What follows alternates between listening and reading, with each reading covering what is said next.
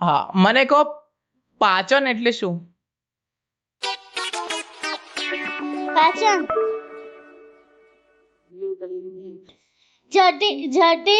જટિલ ઘટકોને સરળ સ્વરૂપમાં રૂપાંતર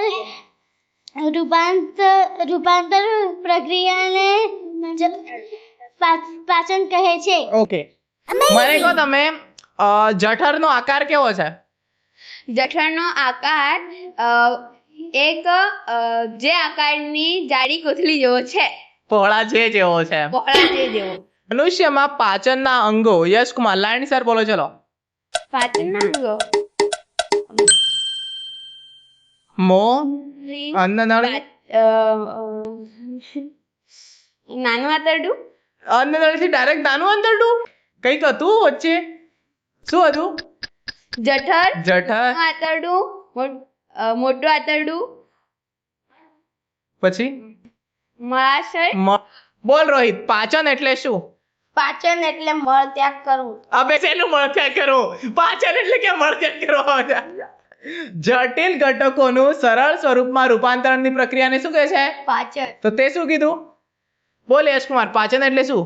જટિલ ઘટકોને સરળ સ્વરૂપમાં રૂપાંતર કરવાની પ્રક્રિયાને પાચન કહે છે. બોલ પપ્પુ, પાચનની વ્યાખ્યા બોલ. જટિલ ઘટકોનું આજે આગળ જટિલ ઘટકોનું બધી તો દેખાતો નહીં અહીંયા. મને આવડી જશે. તું પાચન એટલે મળ ત્યાગ એમ કેતો. બોલ. જટિલ ઘટકોનું કયું જટિલ ઘટકો? કાલે પાચનની વ્યાખ્યા 10 વખત લખી લાવીશ તું. કાલે તારે આવવાનું છે રોહિત બંનેને. અહીંયા રોહિત અહીંયા. હા બોલ, પાચનની વ્યાખ્યા બોલ. જટિલ ઘટકોને રૂપાંતર થવાની પ્રક્રિયા. અબે પણ સામા રૂપાંતરણ થવાની પ્રક્રિયા? મળ. અલે તાર મન શું કરવું છે લ્યા?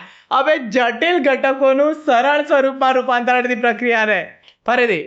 જટિલ ઘટકોનું સરળ સ્વરૂપમાં રૂપાંતર થવાની પ્રક્રિયાને પાચન કહે.